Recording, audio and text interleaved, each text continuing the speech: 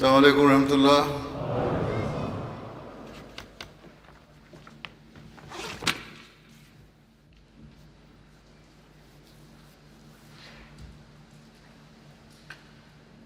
أشهد أن لا إله إلا الله وحده لا شريك له وأشهد أن محمدا عبده ورسوله أما بعد فأعوذ بالله من الشيطان الرجيم بسم الله الرحمن الرحيم الحمد لله رب العالمين الحمد لله رب العالمين الرحمن الرحيم مالك يوم الدين إياك نعبد وإياك نستعين اهدنا الصراط المستقيم صراط الذين أنعمت عليهم غير المغضوب عليهم ولا الضالين.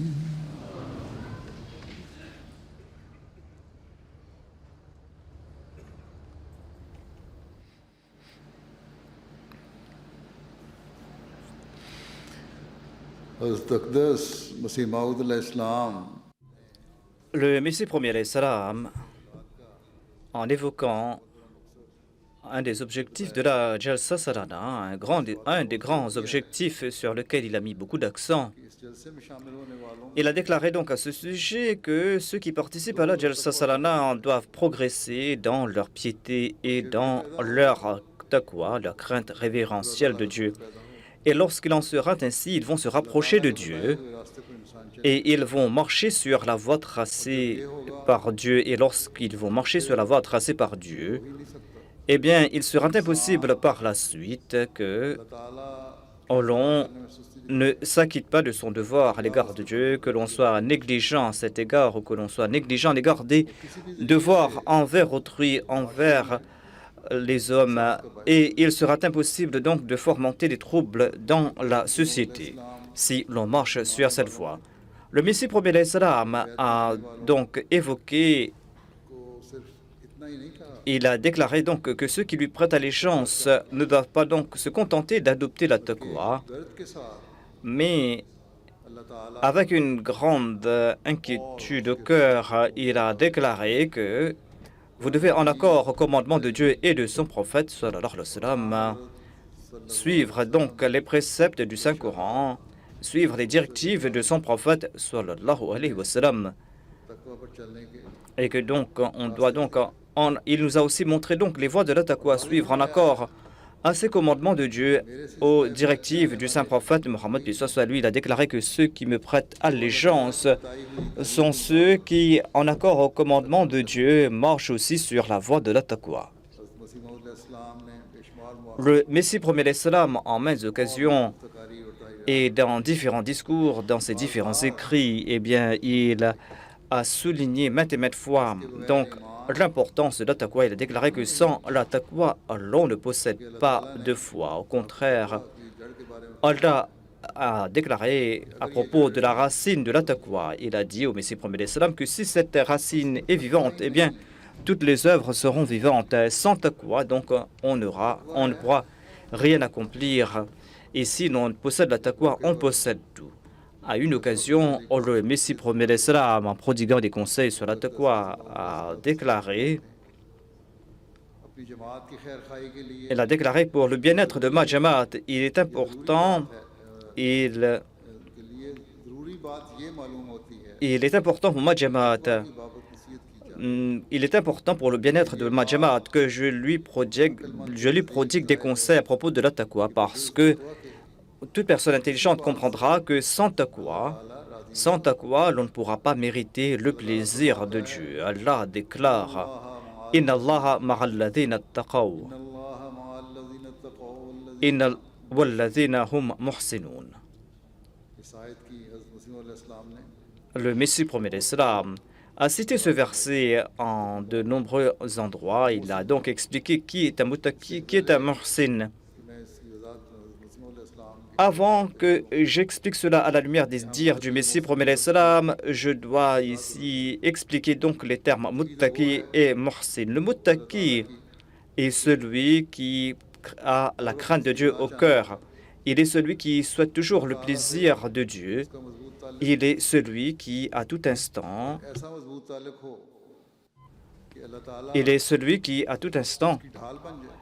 souhaite que Dieu soit donc son bouclier, soit son protecteur. Ceci est la véritable taqwa que nous devons avoir en tête. Et le muhsin, quant à lui, le muhsin est celui qui a fait le prochain pas. Le muhsin est celui qui se trouve à la prochaine étape. Il ne souhaite pas donc mériter la protection de Dieu. Après avoir mérité la protection de Dieu, eh bien, il pousse le monde à être sous la protection de Dieu. Ainsi donc, le degré du muhsin est plus avancé. C'est pour cette raison qu'Allah a déclaré que le croyant est un muttaqi et il devient aussi un muhsin par la suite. Ainsi donc, ceux-ci sont les statuts à propos desquels le Messie premier l'Islam nous a prodigué des conseils, notamment qu'on ne doit pas uniquement donc mériter la protection de Dieu, et l'on doit aussi pousser les autres à mériter cette protection divine. Ainsi donc, le véritable muttaqi, en raison du fait qu'il est un muhsin, eh bien, il s'acquitte aussi de ses devoirs envers autrui. Ce sont là donc ces statuts sublimes vers lesquels voulait nous pousser le Messie premier l'Islam. Le Messie premier l'Islam déclare dans un de ces endroits que le muttaqi est celui qui craint. Il est celui qui a peur. Il abandonne le mal, mais il fait aussi des efforts pour accomplir le bien. Le muttaqi signifie celui qui abandonne le mal, et le muhsin est celui qui souhaite faire foisonner le bien. La tâche du muttaqi est d'éviter les péchés, les vices, mais la prochaine étape, c'est de faire le bien, de faire foisonner le bien. Et le thème muhsinoun décrit cette étape, donc, à savoir faire le bien. On sera véritable juste lorsqu'on va éviter le mal et lorsqu'on va aussi se demander quelles sont les bonnes actions que l'on a accomplies. Donc, ici, le Messie premier l'Islam nous explique qu'après s'être réformé, après avoir établi cette relation avec Dieu, l'on ne doit pas se contenter donc d'avoir mérité ce statut-là. Il faudra toujours se soucier donc de la prochaine étape, c'est-à-dire d'être un muhsin et de faire des efforts pour être un muhsin. Donc.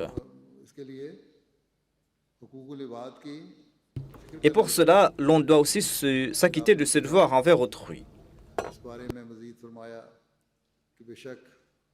Ensuite, le Messie premier l'Islam explique qu'Allah est avec ceux qui adoptent la taqwa et quant à ceux qui avancent, c'est-à-dire ceux qui sont des muhsinin, ceux qui tentent d'atteindre la prochaine étape. Ceci est le véritable signe de la vertu, ceci est un signe de la foi véritable.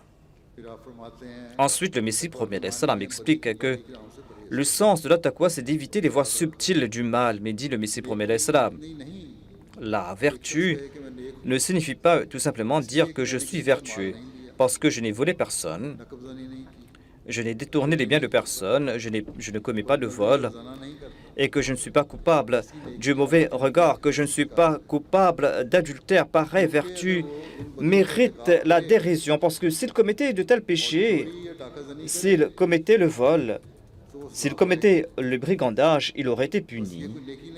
Ainsi, ceci n'est pas la vraie vertu qui mérite donc grâce, qui mérite donc respect.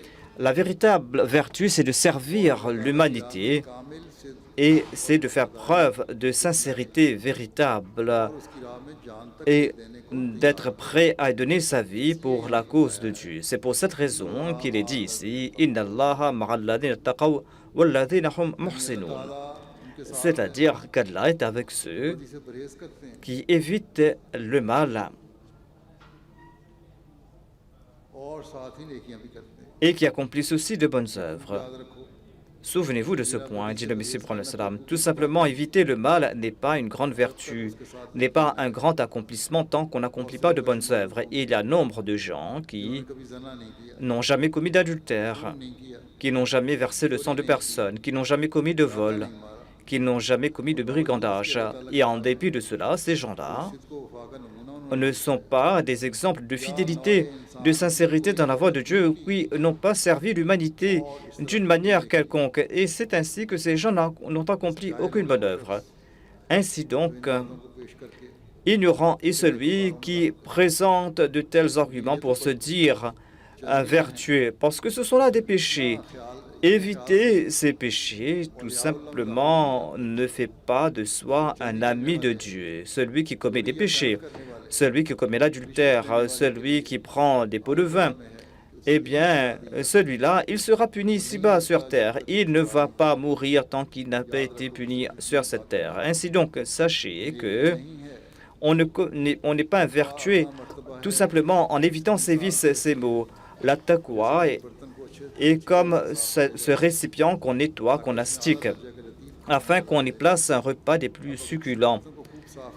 Si l'on a nettoyé le récipient mais qu'on n'y place pas de repas, est-ce qu'on pourra donc se remplir le ventre, se rassasier par ce récipient vide? Certainement non. Est-ce que ce récipient vide va vous rassasier? Certainement non. Il en est même de la taqwa. Comprenez, c'est quoi la taqwa? La taqwa, c'est de nettoyer à fond le récipient de la nafs ammara, de cette âme qui incite au mal. Ainsi donc, on ne pourra pas se remplir le ventre tout simplement en ayant un récipient vide. Il faudra préparer un repas, il faudra préparer ce mets spirituel. En expliquant cela, il déclare: l'âme est divisée en 3 catégories. La nafs ammara, c'est-à-dire lorsque l'on a purifié son nafs ammara, cette âme impérieuse, cette âme qui incite au mal. Ainsi donc, il y a 3 types d'âmes, 3 états, la nafs ammara, nafs lawwama et nafs mutma'inna. Ensuite, le Messie prophète l'Islam explique que l'état de la nafs ammara est lorsque l'on est esclave de Satan et de son nafs, de son ego. Et on suit à la lettre l'ordre de son ego. Et on est toujours prêt à le faire, tout comme l'esclave place ses mains se croise les bras pour obéir à son maître. Et si le nafs vous incite à commettre un péché, eh bien, vous êtes prêt à le faire comme un esclave qui obéit à son maître. Ceci est l'état de la nafs ammara. C'est un état des plus déplorables. Le Messie prophète l'Islam déclare que l'étape initiale de la taqwa, c'est de se débarrasser de ce nafs ammara, de cette âme qui incite au mal.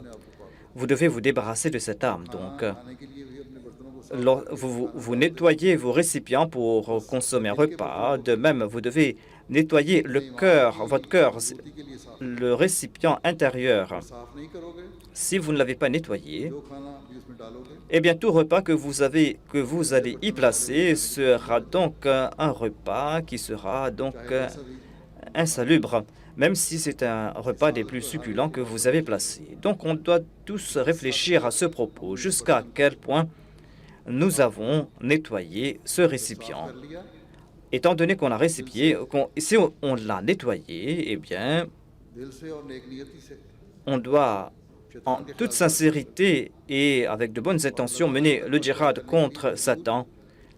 Et l'on doit faire un effort sincère dans la voie de Dieu. C'est là que l'on va atteindre l'étape de la nafs lawwama. Il y a l'étape de la nafs lawwama. La nafs lawwama commet aussi des péchés, mais il est pris de remords.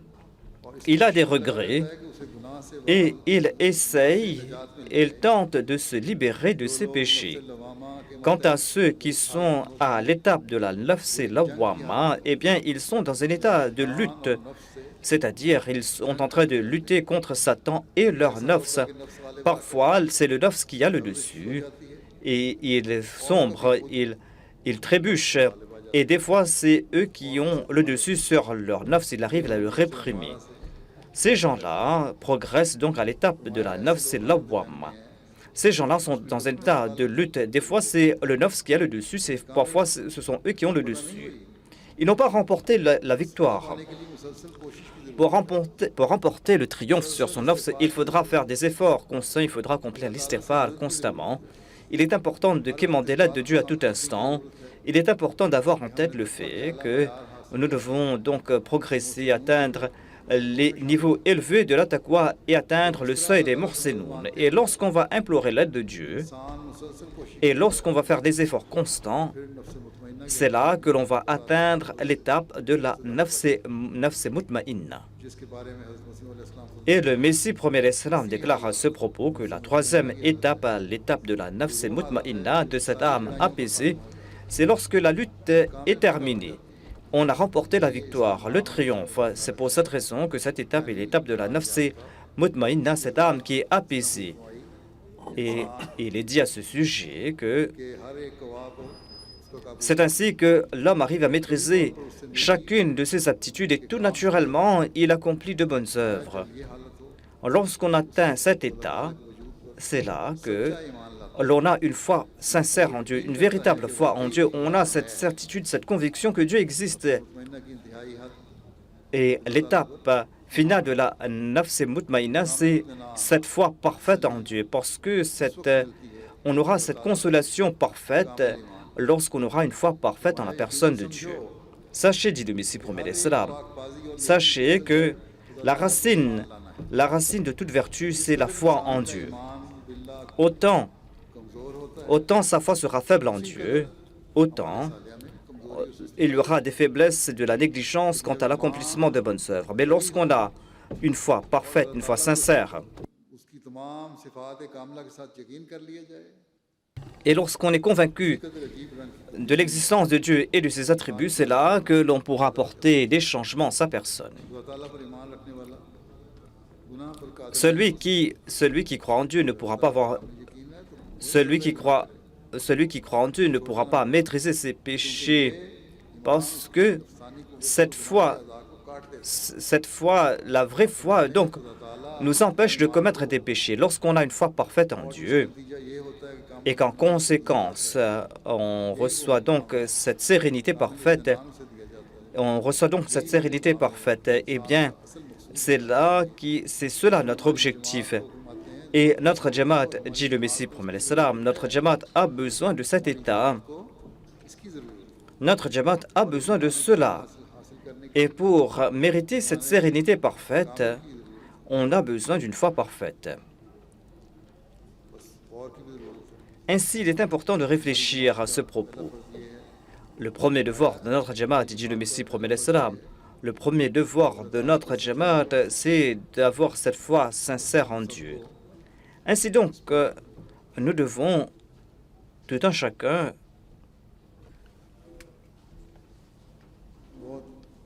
de nôtres doit méditer profondément ce sujet et en prodiguant d'autres conseils à sa Jamaat, le Messie premier l'Islam déclare: Allah accorde son soutien à ceux qui adoptent la taqwa. La taqwa, c'est d'éviter le mal, les péchés. Et le muhsin est celui qui ne se contente pas d'éviter le mal, il est celui qui accomplit de bonnes œuvres.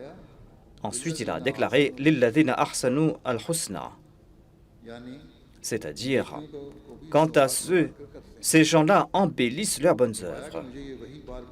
J'ai reçu cette révélation, maître prise, dit le Messie prophète salam, Inna Allaha ma'alladhina taqaw walladhina hum muhsinun. Cette révélation, je l'ai reçue à maintes et maintes reprises, et je l'ai peut-être reçue en 2000 fois en révélation. L'objectif de cette révélation, c'est de faire connaître à ma Jamaat qu'il ne suffit pas donc d'être fier du fait que l'on est membre de cette Jamaat. Et on ne doit pas non plus avoir une foi imaginaire pour mériter le plaisir de Dieu, le soutien de Dieu. On va mériter le soutien de Dieu lorsqu'on aura la taqwa. Allah déclare Inna Allaha ma'alladhina taqaw walladhina hum muhsinun.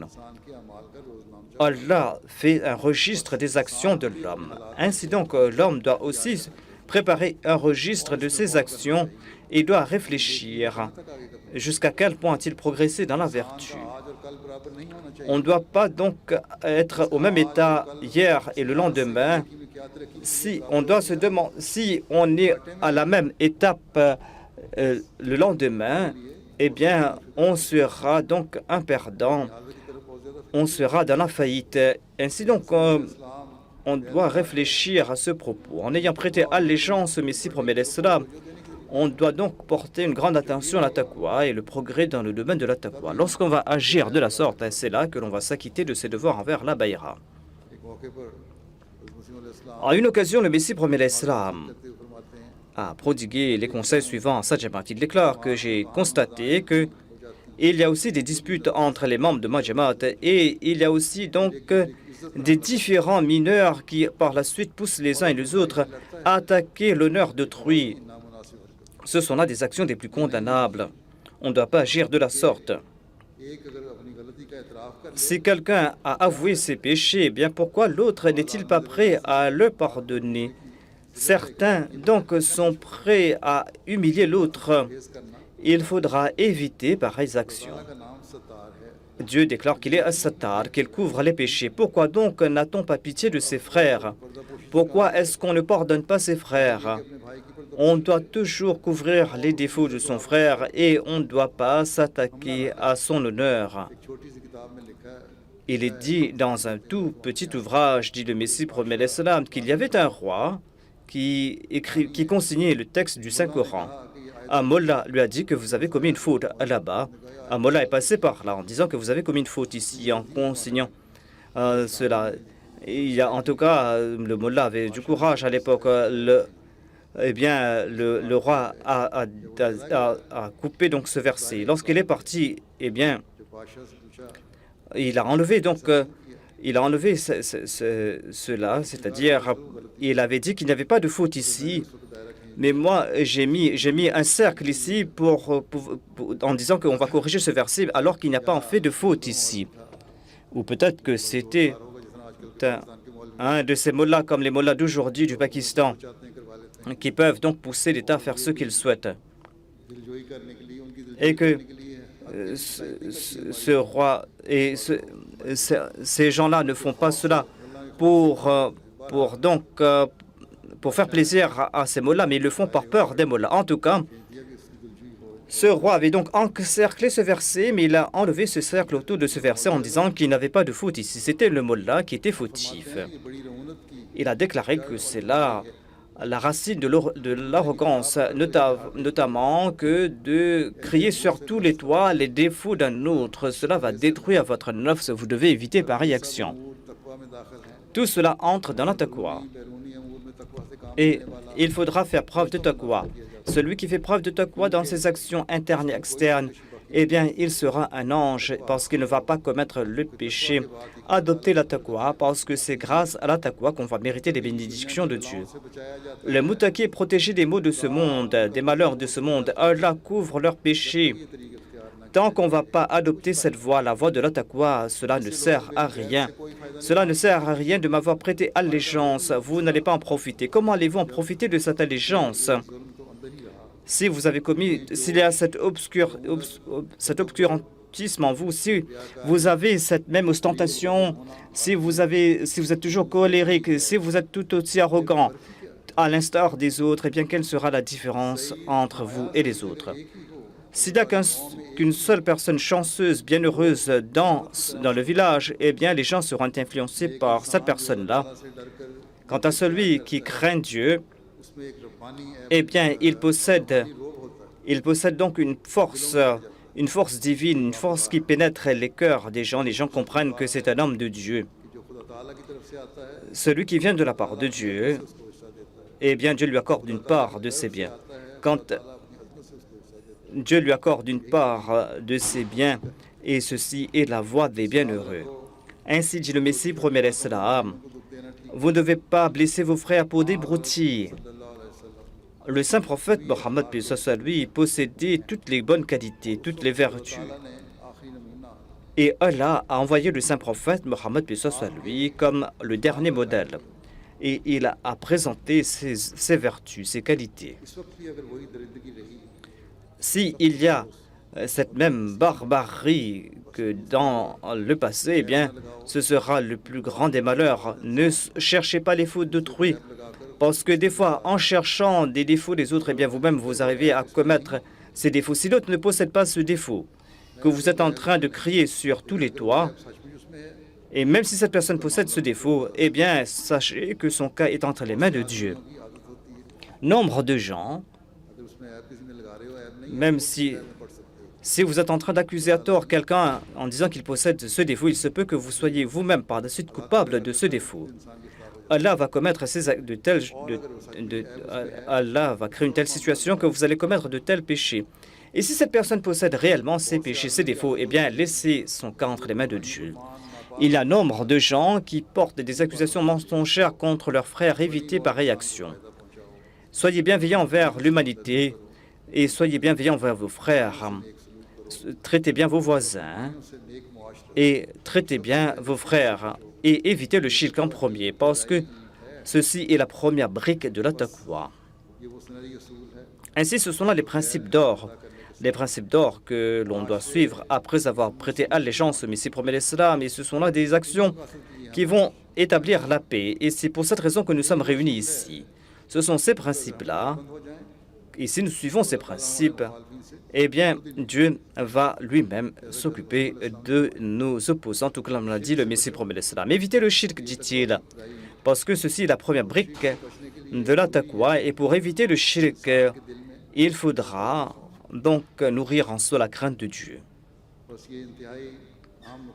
Ceci est un point très important notamment que nous devons faire naître en nos cœurs la crainte de Dieu, afin que nous puissions jeter les bases de la taqwa et afin que nous puissions donc craindre Dieu. Comment savoir que nous craignons Dieu? Le Messie premier l'Islam déclare à ce sujet que la crainte de Dieu réside dans le fait que l'on se demande jusqu'à quel point ses actions et ses paroles sont en conformité. Est-on en train de pratiquer ce que l'on prêche? Et si Dieu constate qu'il n'y a pas de conformité entre ses actions et ses paroles, eh bien, Dieu va vous frapper de sa colère. Il est important d'accomplir l'istighfar. Si les paroles sont très pures alors que le cœur n'est pas pur, eh bien ce cœur-là n'a pas d'importance aux yeux de Dieu. Au contraire, la colère de Dieu va s'attiser. Ainsi donc, ma Jamaat doit comprendre, dit le Messie premier l'Islam, qu'ils sont venus vers moi afin de planter cette graine qui va porter un fruit, qui va donner donc naissance à un arbre qui va porter des fruits. Vous devez réfléchir et vous demander comment est votre intérieur, quel est votre état intérieur. Si notre Jamaat est tel, à Dieu ne plaise, que notre Jamaat fait de grands discours alors que le cœur est dénué de ses propos, eh bien, la fin de cette Jamaat ne sera pas bonne. Lorsque Dieu constate qu'il y a une communauté dont le cœur est vide, mais que cette communauté se contente de faire de grands discours, eh bien, Dieu ne va pas s'en soucier, il est indépendant. La prophétie sur la victoire de Badr a été faite et partout il y avait des signes de la victoire, mais quand même, le saint prophète Mohammed lui priait les yeux en larmes, en sanglots. Abu Bakr as-Siddiq lui a demandé, étant donné qu'on a la promesse de la victoire, pourquoi donc implorer Dieu avec de tant sanglots? Pourquoi donc faire preuve d'un si grand désarroi? Le saint prophète a déclaré, Dieu est indépendant. Il se peut qu'il y ait des conditions secrètes dans cette promesse divine. Ce sont là les principes que nous devons toujours avoir en tête. Et il n'y avait pas de personne dont les prières étaient exaucées plus que celles du saint prophète Mohammed, dont les promesses divines allaient s'accomplir. Mais le saint prophète Mohammed, lui qui avait cette certitude en la personne de Dieu, celui qui avait une plus grande connaissance de la personne de Dieu, lui qui était conscient, il était conscient du fait que Dieu est indépendant et En dépit de cette connaissance, il avait peur donc de la promesse de Dieu, que la promesse de Dieu ne s'accomplisse pas, en raison de cette crainte divine. Ainsi donc, pourquoi ne pas pleurer? Certes, Dieu a fait la promesse qu'il va rétablir la gloire de l'islam. Mais nous devons examiner nos paroles et nos actions. Lorsque nos actions et nos paroles vont atteindre le seuil requis par Dieu, c'est là que la promesse de Dieu va s'accomplir.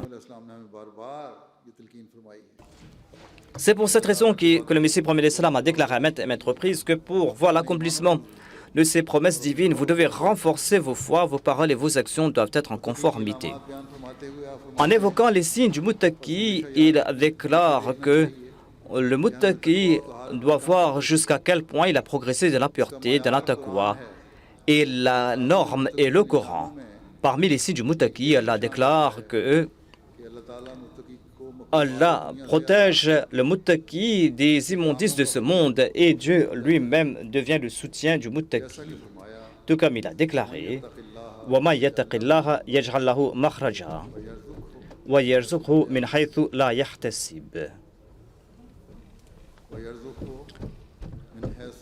وَيَرْزُقْهُ مِنْ حَيْثُ لَا يَحْتَسِبُ. Et celui qui craint Allah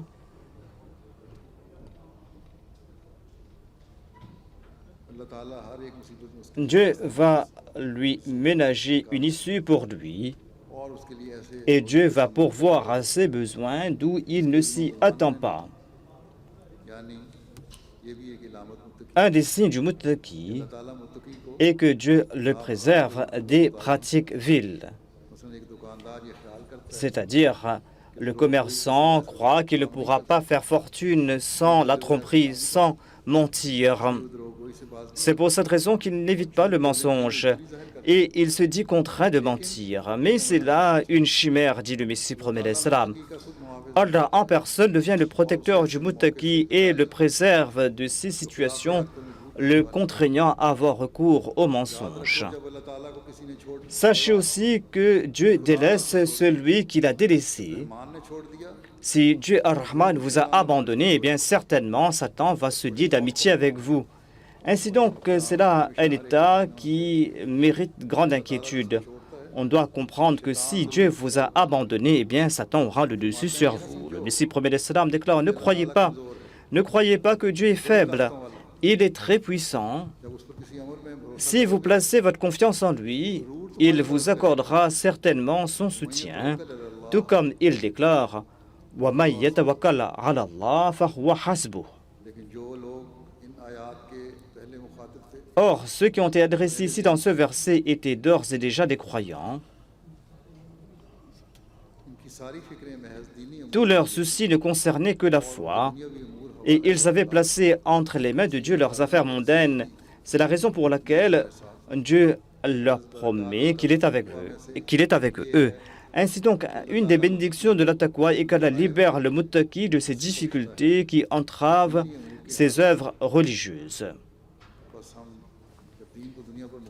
Ainsi donc, nous qui disons que nous préférons la foi à ce monde, nous devons réfléchir à ce propos.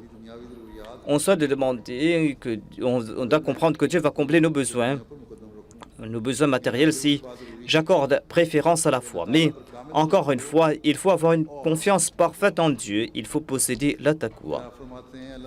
Ensuite, le Messie promet l'Islam déclare que Allah aime le Muttaqi. Vous devez vous souvenir de la crainte de Dieu. Sachez que tous sont les serviteurs de Dieu. Sachez que vous devez commettre aucune exaction contre personne, vous devez être colérique envers personne, vous devez mépriser personne. Ne méprisez personne. S'il y a une seule personne impure au sein de la Jamaat, eh bien cette personne va rendre impure toute la Jamaat. Si vous êtes colérique, eh bien vous devez juger votre cœur et vous devez vous demander d'où vient cette colère. C'est là un état des plus subtils, c'est-à-dire quant à celui qui est colérique, eh bien il doit s'examiner.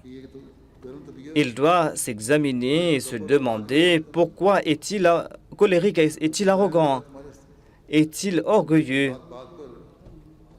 Parce que c'est l'ego qui vous pousse à être colérique maintes et maintes fois. et Allah déteste pareille action.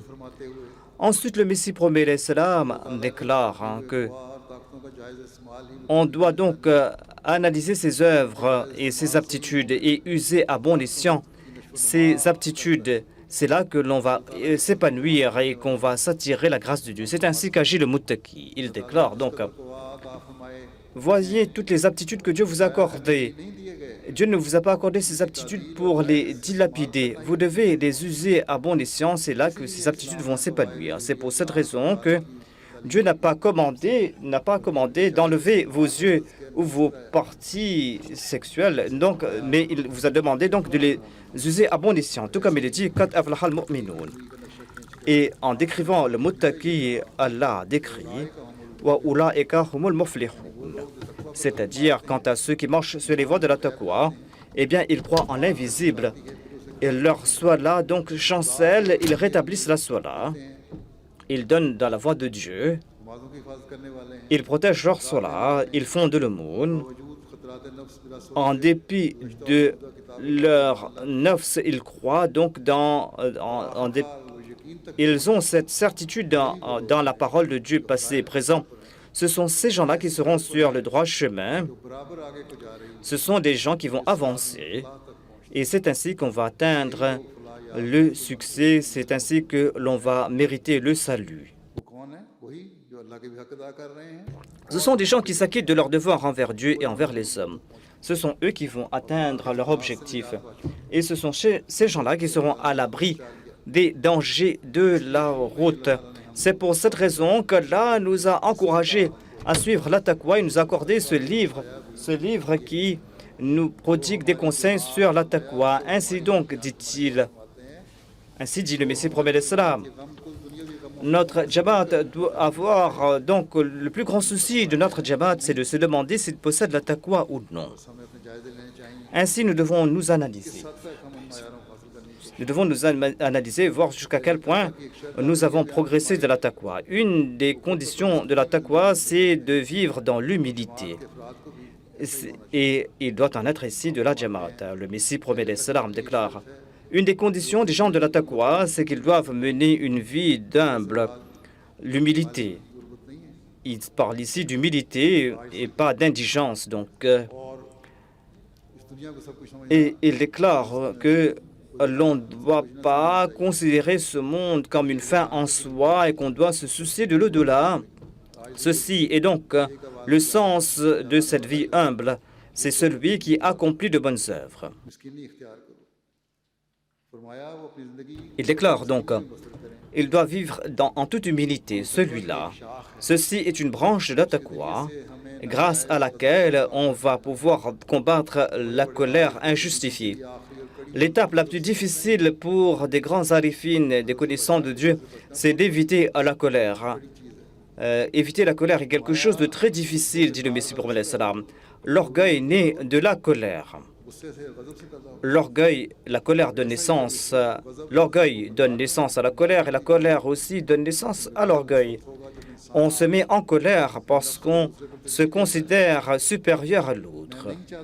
Je ne souhaite pas que les gens de ma Jamaat se méprisent les uns des autres, ou que l'un soit arrogant envers l'autre, ou l'un regarde l'autre avec mépris. Dieu connaît qui est grand, qui est petit. Ceci est une forme de mépris, et ceci est du mépris, et ce mépris peut donc grandir comme une semence et peut être la cause de la destruction de cette personne. Certains font preuve d'humilité devant les grands, mais grand est celui qui écoute en toute humilité les paroles de l'humble, celui qui respecte les sentiments d'autrui, celui qui honore autrui, celui qui ne prononce pas des paroles blessantes, des paroles qui vont blesser le cœur de l'autre. Allah déclare « Wala tanabazu bil alqab, bi'sa ismul fusuq ba'd al-iman »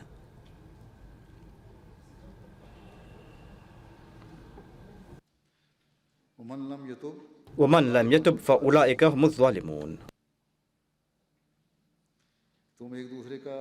C'est-à-dire, ne vous donnez pas des sobriquets, ce sont là des actions, des infâmes. Si vous donc, celui qui méprise autrui, ne va pas mourir tant qu'il ne soit pas lui-même coupable de ces méfaits.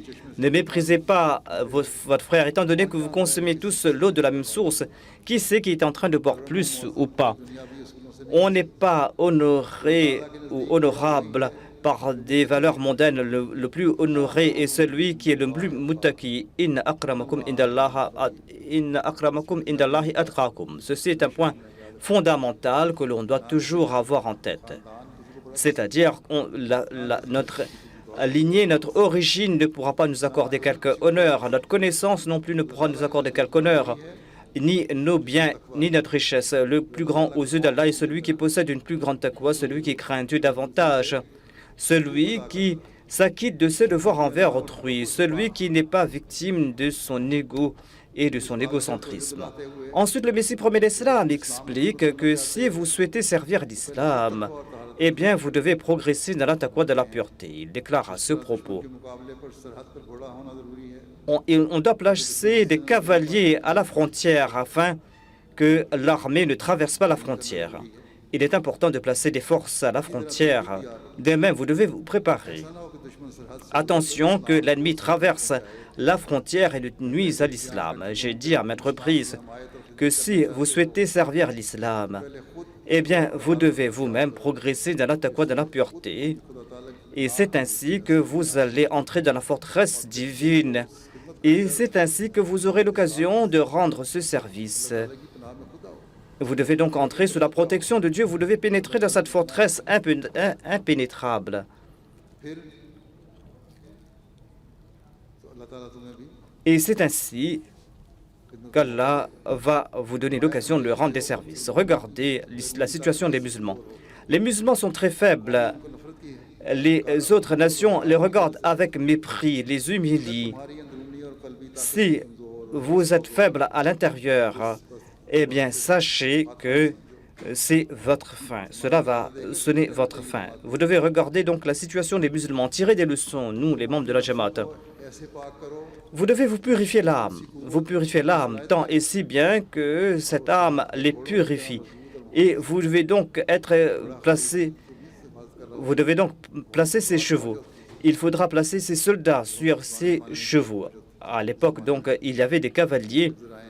Et aujourd'hui, on utilise d'autres moyens pour protéger les frontières. Donc, il faudra placer des gardes pour protéger les frontières. La grâce de Dieu accompagne les muttaqis, dit le Messie promet l'Islam, accompagne les justes. Ainsi donc, vous devez faire en sorte que votre comportement ne nuise pas à l'islam. Il ne faut pas que votre comportement nuise à l'islam. Ces musulmans qui commettent ces actes infâmes nuisent à l'islam. Par exemple, il y a un musulman qui va donc consommer de l'alcool, qui va tomber, qui va giser dans des canaux, qui va vomir et qui sera tabassé par la police. Les chrétiens, les hindous vont se moquer de lui en raison de son état, et son action qui est contraire à la charia ne va pas nuire uniquement à sa personne. Étant donné qu'il se dit musulman, il s'est écarté de l'islam en commettant ses actions condamnables, eh bien, il n'attire pas l'opprobre sur sa personne uniquement, mais aussi sur l'islam. Il est en train, en fait, d'affecter l'islam par son action. Cela porte atteinte à l'islam. Dit le Messie promet l'islam. J'entends souvent donc de ces nouvelles, et il y a ces gens qui finissent en prison, et je suis très triste du fait que ces musulmans se sont attirés la colère des autres. Ces gens se disent sur la voie de la Sirat al-Mustaqim, mais en raison de leur mauvais comportement nuisent à leur personne, mais ridiculisent aussi l'islam. Ainsi dit le Messie promet l'islam, mon objectif est que ces musulmans qui sont coupables de ces péchés, eh bien, ces gens-là mettent l'islam en doute. Ainsi dit le Messie promet l'islam. Les membres de notre Jamaat doivent faire en sorte que leur comportement soit tel que ces kuffars, cette kuffar n'est pas l'occasion de chercher les défauts de l'islam. Nous avons prêté allégeance au Messie promet l'islam. Ainsi donc, il est important d'accomplir notre introspection. Dans ces pays où il y a la liberté et où l'on se moque de la religion, dans cette société où on ne respecte pas les valeurs morales, ces valeurs morales que nous conseille Dieu, eh bien, on est en train de porter atteinte à ses valeurs morales. On s'en moque.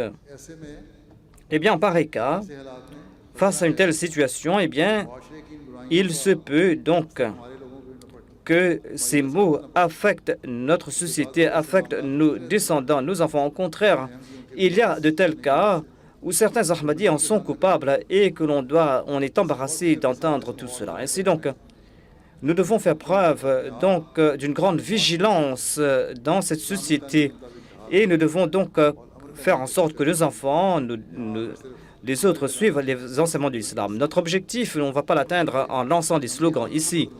Il faudra changer notre état intérieur et nos actions. Le Messie promet l'islam explique aussi que les membres de ma Jamaat ne doivent pas me diffamer.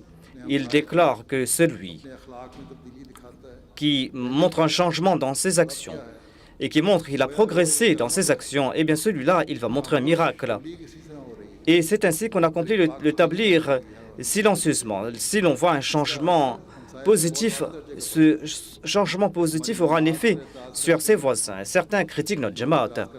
Certains critiquent notre Jamaat en disant, ses opposants critiquent la Jamaat, ils disent que quel est le progrès accompli par la Jamaat et par les membres de la Jamaat. Ils déclarent que vous êtes toujours coupable de ces actions, vous mettez en colère comme les autres, vous vous inquiétez pas de vos devoirs envers autrui, vous les Ahmadis. Eh bien, quel progrès avez-vous accompli en acceptant l'Ahmadiyya? Est-ce que cela...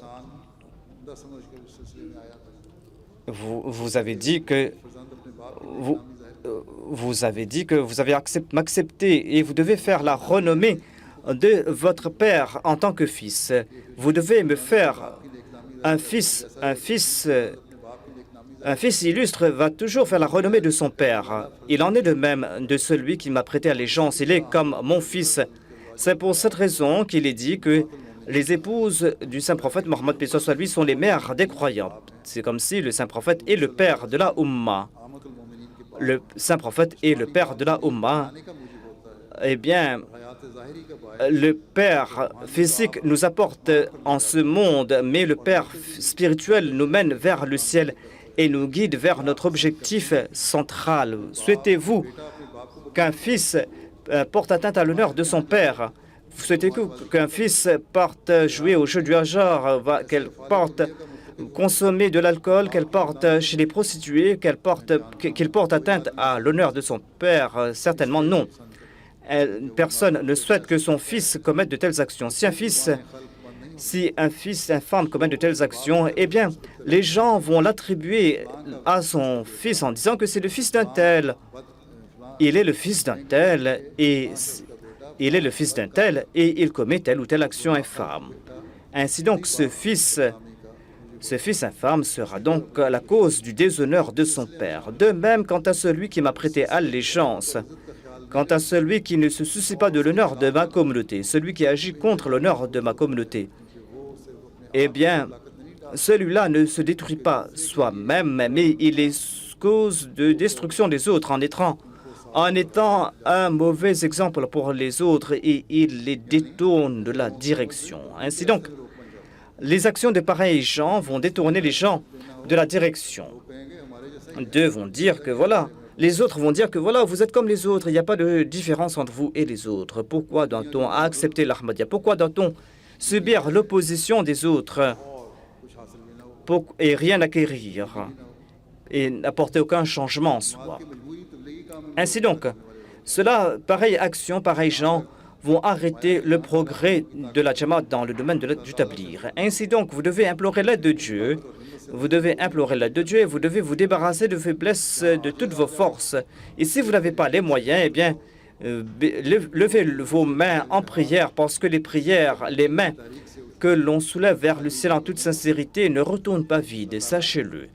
C'est-à-dire, Dieu exauce les prières qu'on a accomplies en toute sincérité. De l'expérience, je sais que des milliers de mes prières ont été exaucées, dit le Messie promet l'Islam. Ainsi donc, implorez Dieu, réformez-vous, réformez vos enfants. Nous devons beaucoup prier, nous devons mettre beaucoup d'accent dessus. Ensuite, le Messie promet l'Islam déclare, c'est là une certitude que, quant à celui Quant à celui qui n'est pas imbu d'un esprit sympathique à l'égard d'autrui, eh celui-là est un avare. Si je vois un mal chez quelqu'un, eh bien, je dois informer les gens à ce propos. Je ne dois pas me soucier du fait que d'aucuns suivent mes conseils ou pas. Ainsi donc, le fait de conseiller autrui, le fait de faire le tablir, tout cela sera avantageux lorsque nous allons apporter un changement révolutionnaire en notre fort intérieur. Ceci est notre devoir. Nous devons, à travers nos actions, nos prières, guider les gens sur le droit chemin, faire des efforts en ce sens. Ensuite, pour embellir notre vie ici-bas et dans l'au-delà, nous devons aussi donc faire preuve. Le Messie prophète l'Islam déclare donc que j'explique clairement ici que je ne dis pas tout cela pour mériter des récompenses, moi. Eh bien, je suis je suis imbu de passion. Je ne sais pas pourquoi j'ai cette passion en moi, dit le Messie prophète l'Islam, mais j'ai cette passion, cette douleur en moi. Je ne sais pas pourquoi. Mais il n'y a pas de doute que cette passion que j'ai, eh bien, je ne peux pas me retenir. C'est pour cette raison que vous devez considérer cela comme mes derniers conseils, mes derniers vœux, et suivre cela à la lettre. Et quant à ceux qui sont loin de nous, eh bien, vous devez les expliquer cela par vos actions, par vos conseils, dit le Messie prophète l'Islam. Eh bien, si ce n'est pas la peine de le faire, eh bien, pourquoi êtes-vous venu ici? Si vous n'allez pas suivre ces conseils, pourquoi êtes-vous venu ici? Je ne veux pas des changements secrets, moi. Je veux des changements révolutionnaires en vos personnes, afin que les opposants soient embarrassés, afin que vos actions apportent un changement révolutionnaire sur les autres, afin que les gens comprennent que cette opposition va partir à l'eau.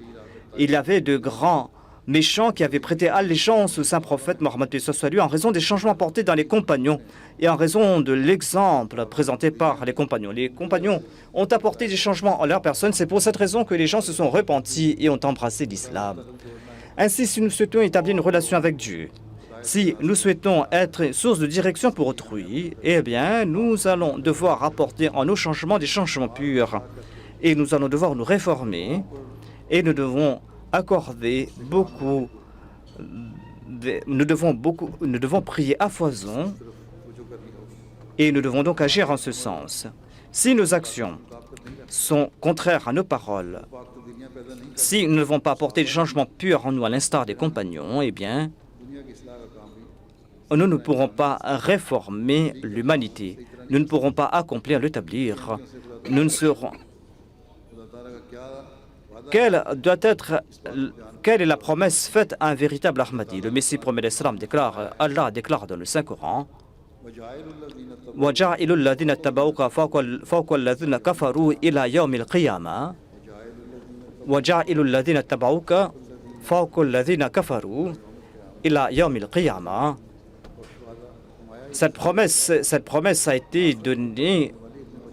Eh bien, cette promesse a été faite à Jésus, fils de Marie. Mais moi, je vous donne la bonne nouvelle que celui qui devait venir au nom de Jésus, eh bien, Dieu s'est adressé à lui et lui a donné ces mêmes bonnes nouvelles. À savoir que si vous souhaitez mériter cette bonne nouvelle, eh bien, pouvez-vous mériter cette bonne nouvelle en commettant des péchés, en étant à l'étape de la nafs ammara? Certainement non. Quand celui qui respecte cette promesse divine, celui qui ne considère pas mes paroles comme des histoires, eh bien qu'il sache et qu'il écoute avec son cœur que, et je le répète encore une fois, que quant à celui qui établit une relation avec moi, et que cette relation n'est pas une relation ordinaire, c'est une relation des plus proches, cela ne concerne pas que ma personne, au contraire, cette relation va atteindre celui qui m'a envoyé, celui qui est venu avec cet esprit de vérité. Si cela se limitait qu'à ma personne, eh bien, je n'aurais pas eu de souci à me faire, je n'aurais pas eu de crainte. Mais cela ne se limite pas à ma personne. Ces actions vont donc atteindre la personne de Dieu, la personne du saint prophète Mohammed, paix soit lui.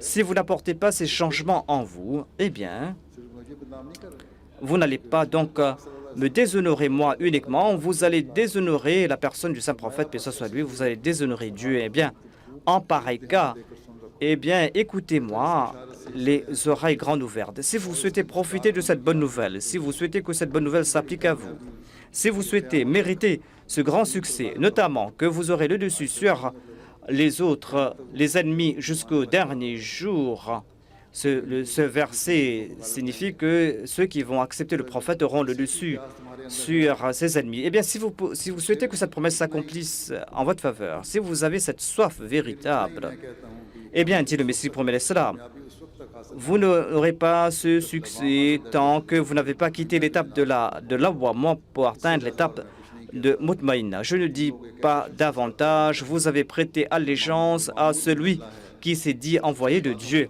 Ainsi donc, écoutez ces paroles avec les oreilles de votre cœur et soyez toujours prêts à suivre ses conseils afin que vous ne soyez pas de ceux qui, après l'avoir accepté, ont sombré dans le péché et ont sombré dans le mal pour toujours. Ainsi donc, si nous ne faisons pas des efforts pour atteindre cette étape, eh bien, cela ne sert à rien.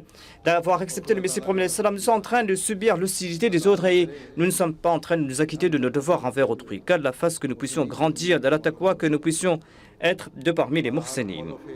Et que chacune de nos actions, chacune de nos paroles soit conforme au commandement de Dieu et soit des moyens pour mériter le plaisir de Dieu, que nous puissions nous acquitter de nos devoirs envers autrui et que nous puissions transmettre ce message aux autres et afin que nous soyons parmi les morcellines. Durant ces jours de la Jalsa, mettez beaucoup d'accent sur la prière pour qu'Allah fasse que cette Jalsa soit bénie et que nous puissions atteindre l'objectif véritable de la Jalsa Salana. Durant ces jours, accordez beaucoup d'importance au Daroud, comme je l'ai dit dans mon sermon. Récitez le Daroud à foison durant ces jours, accomplissez aussi l'istighfar, priez beaucoup, priez à foison durant ces jours. Qu'Allah fasse que nous tous nous puissions atteindre l'objectif de la Jalsa, que nous puissions profiter des bénédictions de la Jalsa Salana et que nous puissions passer ces jours dans le souvenir de Dieu. Maintenant, nous allons prier. Priez avec moi pour qu'Allah exauce toutes nos prières. Doa.